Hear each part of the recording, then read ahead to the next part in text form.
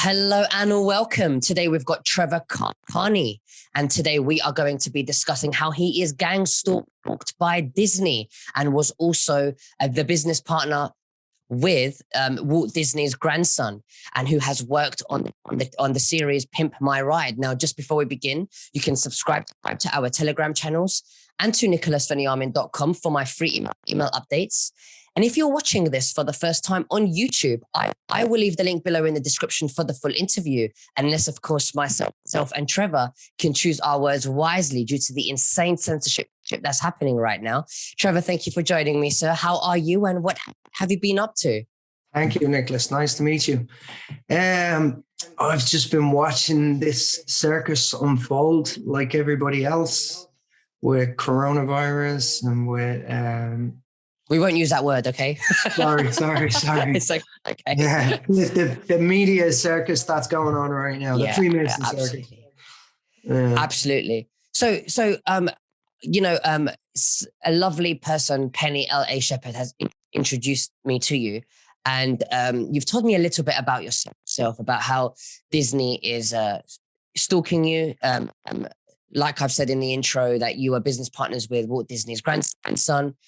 You've worked by, customizing cars for the elites and royal families, you've been saying. And you're saying that, you're constantly attacked. Why don't you, explain to us from the beginning? Because I'm like on the viewer's level now with them that has no idea what's been going on with you. And I think this is the best way they're going to connect. Because they're hearing this the first, I'm hearing this the first time as they are. And then we can go ahead with some questions and answers. How does that sound? Yeah, good. So I'm originally from Ireland. I grew up in Ireland, and I moved to Los Angeles in 2001 to pursue a career in music. And when I got there, I was staying at a hotel in Santa Monica. And I hooked up with two guys who were working for the news. They were staying in the hotel, and they had a brother who was a producer in Hollywood. So I met with them, and I ended up helping them out. They were doing news stuff. They were shooting after hours footage for the news channels of things like police chases, fires, car accidents, shootings, all things like that. So I started working with those guys doing that. And I did that with them. And one day Howard, it was one of the brothers, asked me, would I like to go video a commercial with him? And he was shooting a commercial for West Coast Customs. And it was basically a custom car shop that customized cars for the elites, for the athletes, for the musicians, actors, people want money. And so I went along there, and it was an incredible setup. And I kind of hit it off with the owner, and I asked him to give me a job, and he gave me a job. So I was good with dealing with the clients and stuff like that. So he was giving me his celebrity clients. Like I had Kobe Bryant, we've done stuff for Shaquille O'Neal, Justin Timberlake, Justin Bieber, all these other people. And so that kind of introduced me to Hollywood. So I was doing that for years, and at the same time, I was still doing the news stuff with Howard and Austin at RMG News. And I was moving around LA, working in different sectors of the car industry because it's such a big car culture over there. They need cars for the movies. People need cars for the road. So it's like you're dealing with all kinds of people all the time. And in 2003, I linked up with a guy who was supplying cars for the movie industry. And so we were buying and selling cars with each other, and sometimes I was just helping him out and stuff. And one day he asked me, would I go pick up an ambulance in the Hollywood Hills at an address? So I said, sure, no problem, because we would be dealing in police cars, ambulances, taxis, and stuff like that for TV and film. So I went and drove up to the Hollywood Hills. I got to the address, and the gate was closed. I hit the buzzer on the gate, and they buzzed me in, and I walked down the driveway, and there was a Bentley there was an Aston Martin, and there was an ambulance in the corner, and I was there to pick it up. So I assumed I was at like a movie set or something like that they'd been filming there that day. So I took the ambulance, I brought it back to the yard in Hollywood, and one of the guys said when I got there, he said, oh, you were at the Getty house. And I said, what? And he said, did you pick that ambulance up from the Getty house? I said, I didn't know whose house it was. I said, I was just asked to pick it up. He said, oh, that's the Gettys. And I said, oh, okay. So not long after that, I was sent up there and asked to pick up one or two other cars. And I ended up bumping into Mrs. Getty. And at this time, I didn't realize or know who these people were, you know. And she asked me, would I look after her cars from now on exclusively, that she liked me, and, you know, we had a good rapport with each other.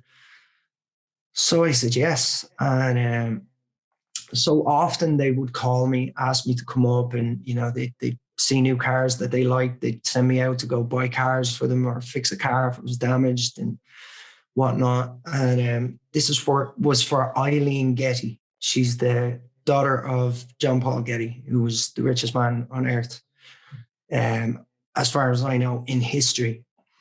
And so she had a manager. His name was John Ladner, and John was a judge, an LA court judge, and he looked after everything for Mrs. Getty, like her bills and, you know, legal stuff or whatever, you know what I mean? Kind of like a PA. And so anytime I was getting paid, I would get paid from John. So one day he asked me to come over to the house to get a check. And I said, yeah, I'd love to. I said, I've heard a lot about your house, because Mrs. Getty's children had even said to me before, have you been to John's house yet? It's like, it's amazing. So I was picturing this big Hollywood mansion, sprawling, you know, cars everywhere and whatnot. And I get over there and I'm driving up Wonderland Avenue. It's on Wonderland. And I get there and it's like this big industrial building that looks more like a warehouse than, you know, a house in the Hollywood Hills. So I pulled up, parked the car. He was standing at the door and he motioned me over, and I came over and I was looking around. I was like, what is this place? And he says, it's pretty cool, huh? And I said, yeah. So he walked me in. I walk in the hallway and it had black and white tiling on the floor, the hallway up the hallway. And as I'm walking up the hallway, there was some bedrooms on the left-hand side. They were small bedrooms and they had smaller beds in them as well. And I recognized them as being smaller beds or children's beds because I had been in boarding school, and it kind of had that vibe about it, you know, just like a stayover kind of room. And there was like, I want to say 2 or 3 of them. There was definitely 2 of those rooms. There might have been another one as well, and they were all the same as each other. And I kept walking up the hallway then after that, after looking in, and I looked down another hallway that was off to my left, that was wide. And at the bottom of the hallway, there was like a big sliding door that was half closed over, so I could half see in this room. And there was a massive hot tub in it, but it was like made of crystal or something. It wasn't like marble. It wasn't even that it was just decorative. It was that it was opulent. You know, it was like something out of the Versace mansion or something, but I think it was made of crystal. and you would fit maybe 10, 15 people in this. So that was like, what? I was just looking at it thinking, like, what's that doing in here? This is like a big industrial looking building. Why would you have something like that? And then I walked through there into the next part. John was standing there and he said, you saw the hot tub, huh? And I said, yeah, it's crazy. And he said, yeah, the people who owned this place before us shot porn here. So I said, oh, okay. And then he walked me into this big, wide open room. And when I walked in, it was kind of like a shed. It was kind of like a sound stage. There was a stage on the left. There was cranes from the roof. There was massive art around the walls on the roof. And it was a bit eerie, bit eerie. And I just couldn't figure it out. And John said to me, he said, you're probably wondering what this place is. And I said, yeah, what is this place? He said, well, this is Lookout Mountain Laboratories. I was like, okay. He said, this is where the moon landing was filmed. I said, what do you mean? And he said, this is an ex-Air Force base. And he said, this is where they shot the moon landing, start to finish, apart from some desert stuff. And I was like, whoa. So I said, so we didn't go to the moon? And he just shook his head and he said, no. So he said it was also the MK Ultra headquarters for Los Angeles back in the day as well. And on the street where this place is, there's lots of celebrities up and down this road, from the inception of Hollywood, since the beginning of Hollywood, this has been one of those streets, where they lived. So that just blew my mind. And he walked out of the room on the phone. And so I kept walking around, and then I walked over to the side of the stage, and I found, to my amazement, a human holding cell, complete with the police door and everything. This was a holding cell for people. So that really caught me off guard. I was like, what the fuck is this? And kind of shook me, walked away from it, and it looked like it had been used, So I walked back out into the hallway, and he was standing there, and I said to him, what's the cell for? And he said, oh, that's where they stored the video, the film, for the footage that they were shooting.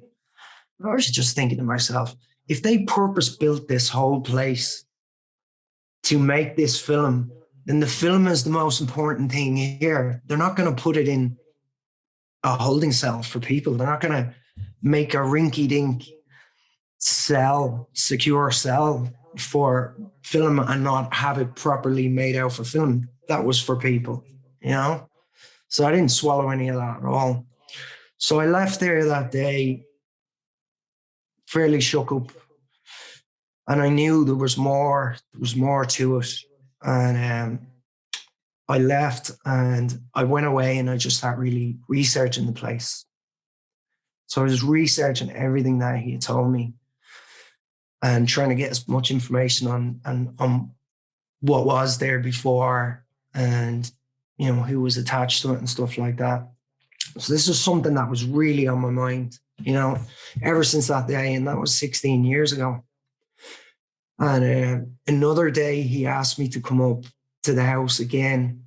And I was eager to go because I wanted to see more of this place, So I get to the house and he kind of holds me at the door. He didn't invite me in. And I looked over his shoulder and there was like a teenager, like a South American looking teenager with him there. And I just had a bad feeling about it, after what I'd seen when I'd been in there before. And then I never seen him again after that. And that was that. I left. But When Fall of the Cabal came out and Out of Shadows, the paintings that are in those movies with the children at Anderson Cooper's house, when I walked into the Getty House or Lookout Mountain that day, there was massive art hanging around the room from the roof.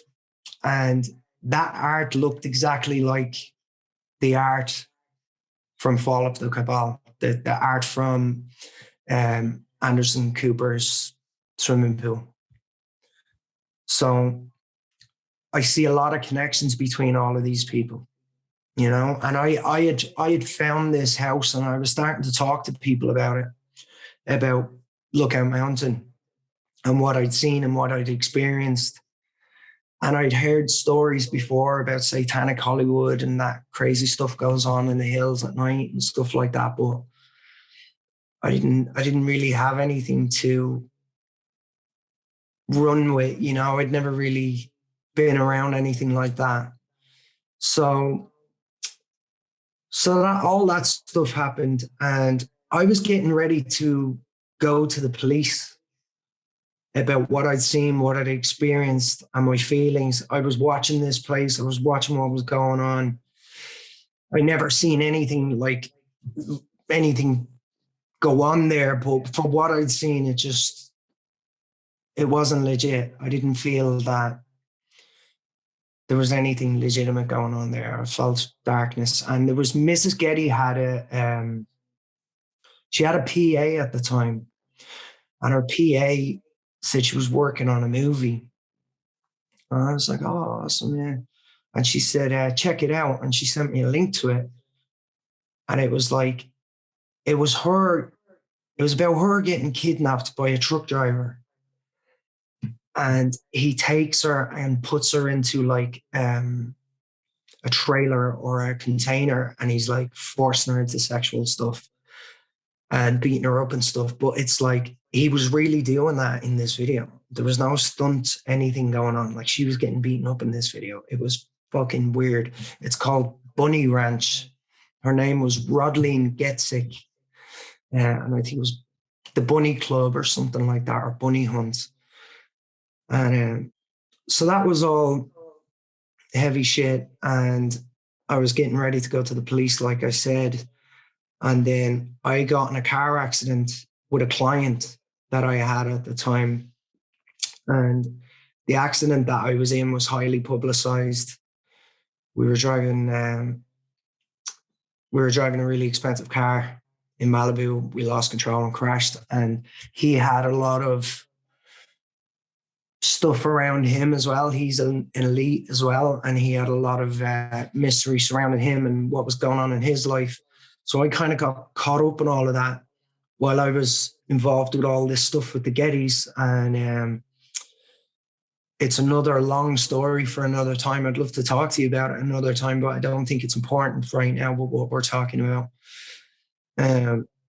So after that, I got in trouble with the police because of this car accident. And then I ended up getting deported. And so I went from LA back to London. And that's where I decided that I wanted to open a new business there and continue what I was doing in LA, but except in London. So while I was in London, I got a call from an old client of mine / friend. His name is Nicholas Ranieri, and he's the Walt Disney. He's the grandson of Walt Disney.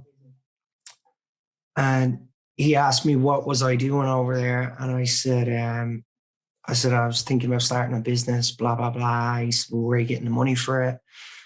And I said, I'm talking to a few investors. And he said, have you got an investor yet? And I said, no, not yet. He said, well, don't worry about them. I'll invest in you.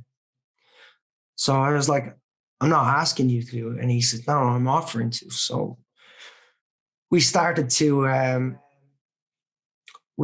look at hiring a building out and opening a performance car customization shop. And but around the time that he called me when I came home from America, the only thing that was on my mind was the Getty Center and Lookout Mountain and what was going on there. And it was just like, it was weighing on my soul. I couldn't go one day without thinking about it or talking about it. I've been talking to people about this for 15 years now, you know? So, but around that time, I was like, I'm coming out about this place. I'm going to do something about this. I have to speak about what I saw because I feel there's more going on. And that's when Disney showed up and said that he wanted to invest in everything. And at the time, I didn't have much money. So I needed to make money to just survive. And to be honest with you, nobody was really listening about the Getty anyway, you know? So I kind of just fell back into work and I just kind of got on with it. But this stuff was still in my mind every day. And then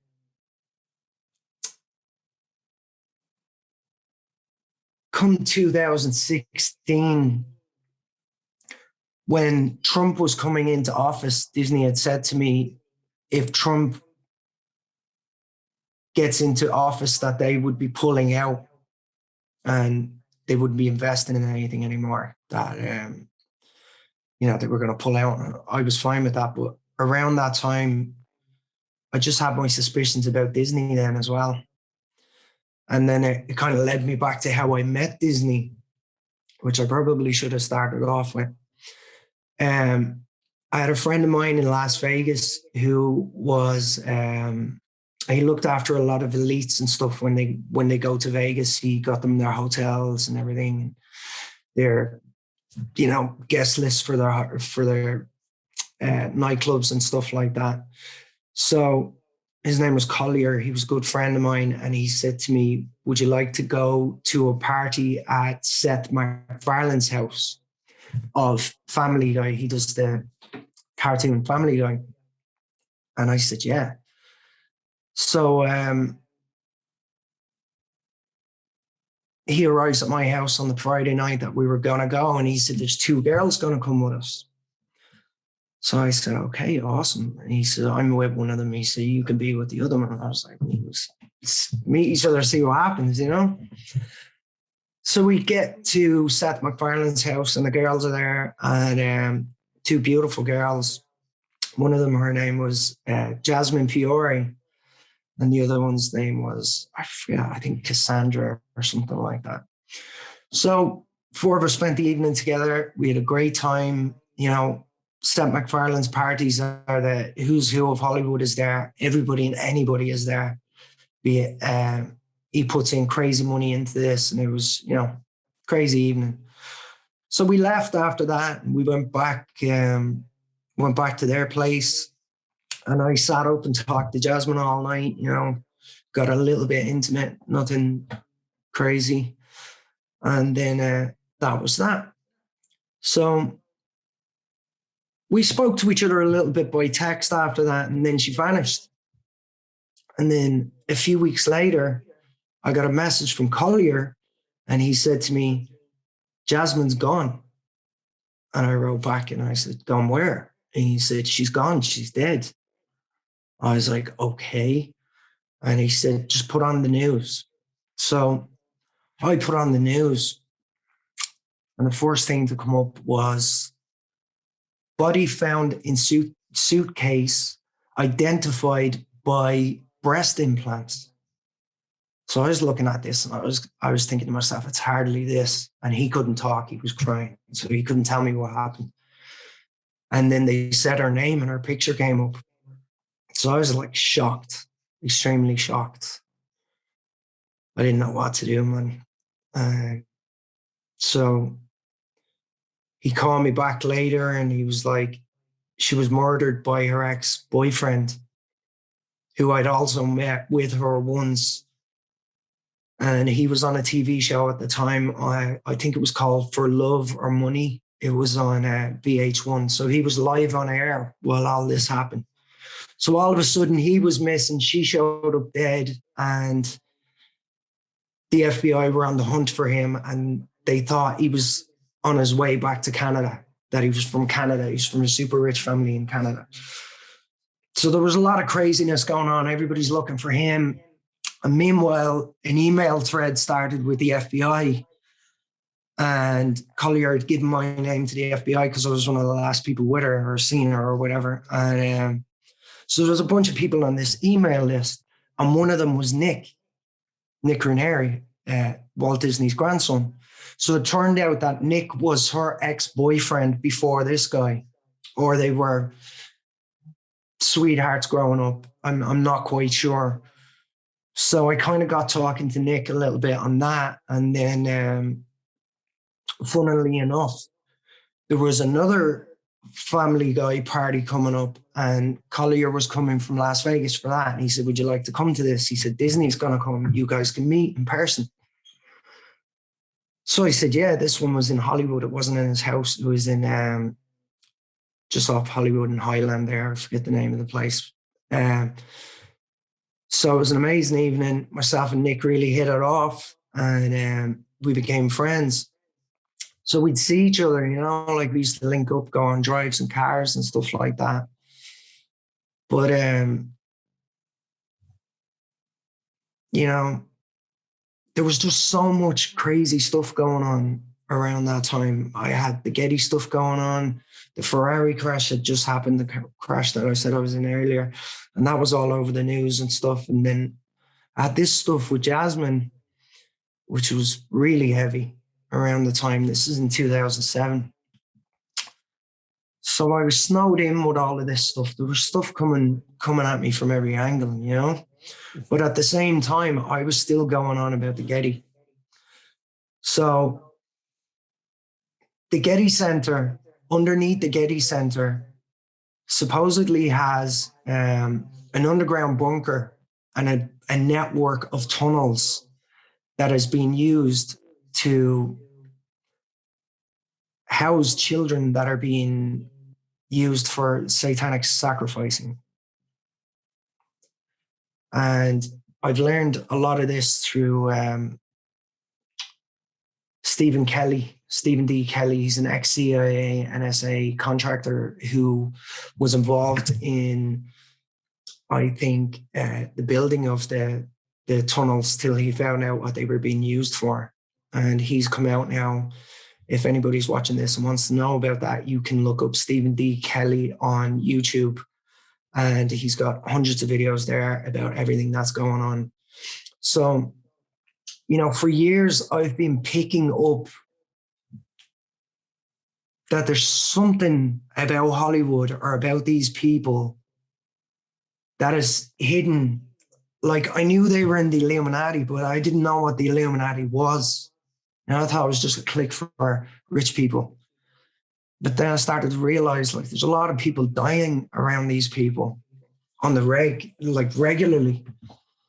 And, you know, you go to the Getty's house and you might see people from like South Central there who, you know, they're out of place, you know, like straight from the hood, straight off the street, most likely homeless. And now they're hanging around in the Getty's house, and then you don't see them anymore.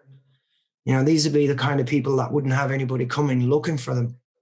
So they'd be the ideal people to go missing, right? So, yeah, there's just so much of this going on right now. And it's like, because I was out talking about the Gettys and about Lookout Mountain and about what's going on there, it has made me a target by the elites. But they don't come after you like, they don't send people after you. They come after you and befriend you. And they try and invest in you and tell you, like, what's your dreams? What would you like to do? You know, it's like, there's other elites that I know who have people come to their house and audition for movies that don't exist. They just bring them over to their house and make them act out scenes. And it's like, there's more to it, though. It's not like that they're just kind of leading these people on. They're loose generating. You know, all these elites are drinking blood and it gives them extra sensory abilities. And then you got stuff like adrenochrome, and it's like they don't see what everybody else is seeing. They're seeing like kind of psychedelic-y, features with people rather than what we see, right? Mm-hmm. So it's a deep hole, man. It's a very deep hole. And I know we don't have a crazy amount of time to talk today, so I'm trying to get in as much as I can about the base, message of what's going on and who's involved and how far it goes. The Gettys and the Disneys are the Nazis. They are the leaders of the Nazis. Hitler wasn't the leader of the Nazis. Hitler was the mouthpiece. He was the puppet that was sent out there. Probably not even a real Nazi. But these people own the Disney runs all the propaganda. Where would any of these presidents or any of these people be without the propaganda? It's the propaganda that makes them. And you got people like the Gettys who run the oil industry, who've been around since a very long time, and they own everything.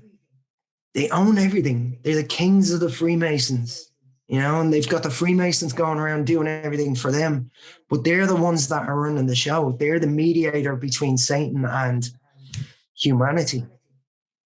Right. So are you still friends with Nick? Did you fall out? I didn't fall out with him. No, I actually, when in 2016, we actually did a gumball rally together. The gumball rally, you drive around the world in supercars, and there's all other elites there. And after that gumball, I just had enough of these people. I'd had enough of all of them. I hadn't quite put my finger on what was really going on with all of them at that stage. But more stuff was coming to the surface that these people were fucking crazy, and they're just absolute liars, start to finish. Everything about them is lies, and they steal from people. They get people to build up things, and then they steal from them. And I've seen it all across the board. I mean, they've done it to me too, but they've done it a lot worse to other people. But this is what they do. This is why they're called parasites, right? Is because they go into business with people, and then they just try and fuck them over, and then they literally try and end up with people's business or whatever.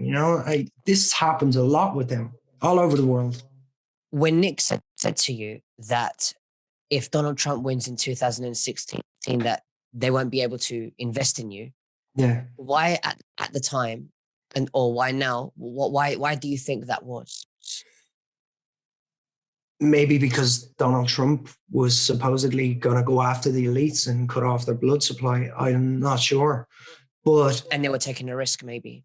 Exactly, yeah, and they wanted to pull themselves away from contributing to giving more money to the economy, right? It's because they're constantly trying to hoard the wealth. But so, I just had enough of it, and Nick had said that about pulling out, and I said, I'm not carrying on with the business. I'm just going to close it. So I closed it, and I went away. I decided to really focus on myself, because all I was doing was partying, and, I wasn't really in the real world anymore, and I needed to get back down to earth and remember who I was again. So I went away and did ayahuasca, and I started doing ayahuasca retreats, and I started working through my trauma, my childhood trauma. We all have it. I started finding myself back to who I am. And it was when I done that I started to really realize what was going on around me, because when you're in it, you don't really realize there's just so much stuff going on, but you're moving and you keep going, and so you're forgetting about stuff.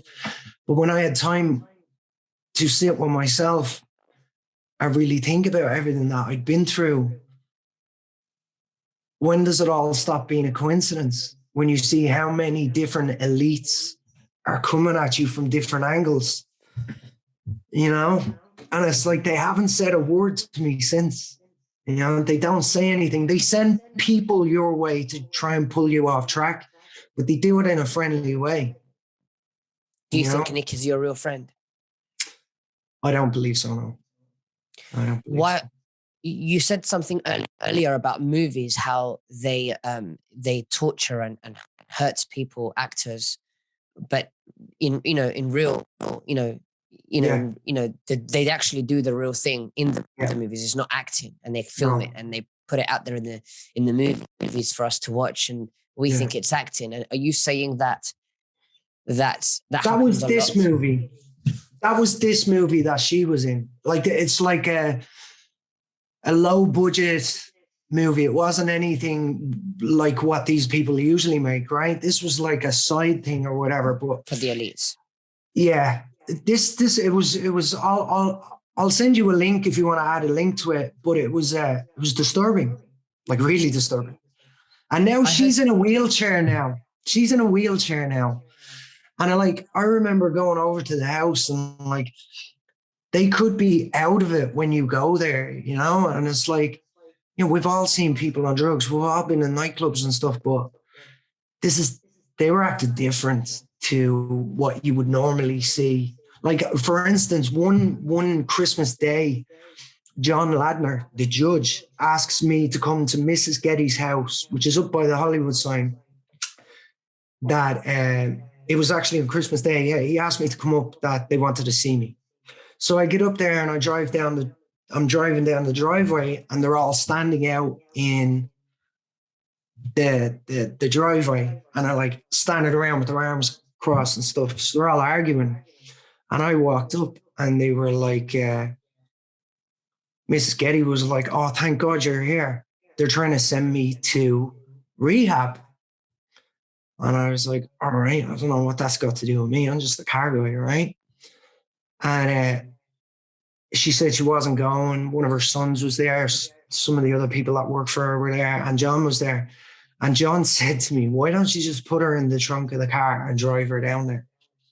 They wanted me to put her in the trunk of a Bentley and drive her an hour and a half to Malibu to drop her off at Passage's rehab facility. And Passage's rehab facility down there also has a lot of crazy stories about it. I know Megan Walsh talks about it. You know, it's very hard to talk about 20 years of dense, crazy scenarios and try and pick out the ones that I feel need to be talked about. You know what I mean? Because there's a whole array of it. There's another client that I had, Cody Leibel. He's from Canada. His dad's a billionaire. And he was going out with Paris Hilton at the time. I'd regularly go up to his house. And I met his brother, Blake. He seemed all right. He was a cartoonist, like filthy rich, right? And I remember then a few years later seeing that he was on the news for murdering his wife. He got in an altercation with his wife, and the police showed up. He barricaded himself in the house, and then he, as far as I know, he almost decapitated her and drank her blood. Like, if you didn't fucking do that before, why would you do it now? So he obviously knew that he was going to prison. So he was literally drinking her fucking blood to get his last fix of blood before he went to prison. And now he's in prison. He's in prison for life, as far as I know. But how do we know with these Masonic outfits? You know what I mean? He's probably in one door, out the other, and nobody says anything, and he goes missing. You know, I don't trust that system at all. The whole system is built to shield us from finding out that the elites drink the blood of humans. They drink the blood of humans for extrasensory abilities and whatnot, and aging and whatever. You know, we're looking at all these celebrities that haven't aged since fucking the 80s or whatever, you know. This exists. This is real. And they also have an ability to speak to each other psychically. You know, we're all coming online with our psychic abilities now, and they were always there, but the only reason we couldn't access them is because we had so much going on in our lives, and we're all spiritually awakening right now. This crew who's been running our world into the ground, they've maintained their psychic abilities, you know, the whole way through it. And they're able to speak to each other in different continents, even psychically. That one kind of blew my mind. Yeah. So for them to want to drink blood and do these satanic rituals, why are they so evil? How did they become so evil? Why do they lack so much empathy? And it's such a big group of them who are enslaving humanity. I really don't know, Nick. I'm a bit like you. We're just out in the world trying to move along, get along, and then I'm just coming across all this stuff. So I never seen anything like this. I never seen any blood around. All of the cars had stash boxes in them, so we would build stash boxes where they could hide their guns or whatever, or money or jewelry and stuff like that. But obviously, they were being used for other things as well. Like I've seen a lot. I've seen a lot all over the world. I've been to Dubai. I've been to London. I had a business in London with Disney. He was my business partner. So like, I know all these elites. I've been around them for years. I've been, car racing with them, nightclubbing with them for 20 years plus. It's like, I always knew there was something that they were in on, that they could talk about with each other, but they couldn't talk about it around me. But at the same time, I knew they wanted me around. So it wasn't like they were talking about me. Do you get what I mean? So it's like, and then once Corona started, then I started to really see who they were, because you had some of these celebrities setting up PCR testing facilities and things like that, And like, they're all pushing it on their Instagrams and on their social medias while everybody else is locking down, masking up and getting themselves injected. But while that was going on, the elites were just chilling on the beach. They weren't dealing with any of this stuff. They were living their best lives. Their life didn't change a bit. I'm sure their bank account did, because they've been making so much money from it. But this is a land grab. There is another race of humans here outside of what we know, who are blood drinkers. They talk about duality, good and evil and light and dark, but the only real duality on earth outside of that is divine masculine, divine feminine. And they have attacked the divine feminine to pull that off the table. So all we're left with is the divine masculine. Then they split that up into, you're either a good masculine or you're an evil masculine. Do you get what I'm saying? To destroy humanity. It's like to destroy God's creation. Destroying us. There's another elite that I want to bring up. I've done a few talks right now. I've done talks with Steven D Kelley, and I've done talks with Mack. And before you go into that, I just want to let you know we've got another 10 minutes. So I don't know if you want to go into that now, or maybe we could do a part 2, but I'll leave that to you. We could do a part 2, maybe with Penny even. It's very difficult to tell this story in such a small space of time, and I appreciate your time.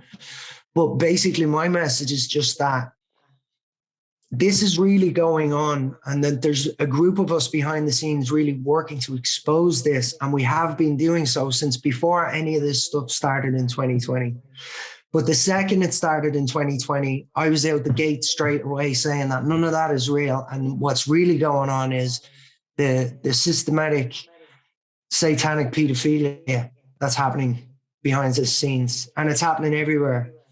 And all of these people that run these religions and everything, and these corporations and everything, they're all of the same religion, which is Satanism. Mm-hmm. And then they push everybody else into these other religions, which are fictitious. You can't worship a book when it's within. God is within. You worship within. You don't need another person to talk to about God. So it's like they've got this extra ability when they drink the blood. They're way more aware. They're stronger. They're like, you can't argue with them. They're fucking relentless. They won't stop. And what they do is they just mess with people's heads until they cave. And when they cave, they just, they don't have any more energy left to fight with them. You know what I mean? Absolutely. Do you see a lot of things happening behind the scenes now that Donald Trump, has been in, and a lot of people say that he's still, working with these powers behind the scenes, and everything, is being staged for the public to wake up? Do you think, a lot has gone on when we look at Gitmo being refurbished and all of that? What do you think? The draining of the swamp? I really hope it's true, but I haven't seen anything at all around like what we're talking about, the Getty Center. That is the Nazi outpost in America. That is their base. That is where everything goes down. and you never hear anybody talk about it. It's the most banned content on the internet. It's a banned hashtag. It's anything that comes up about the Gettys, it's like it's swept under the carpet straight away. But underneath Disneyland and underneath the Getty Center, they have these satanic temples where they routinely, daily sacrifice children. And I know that the TV show the movie Saw and Hostel about kidnapping people and torturing them, all this stuff. I'm pretty sure that's true from what I've heard.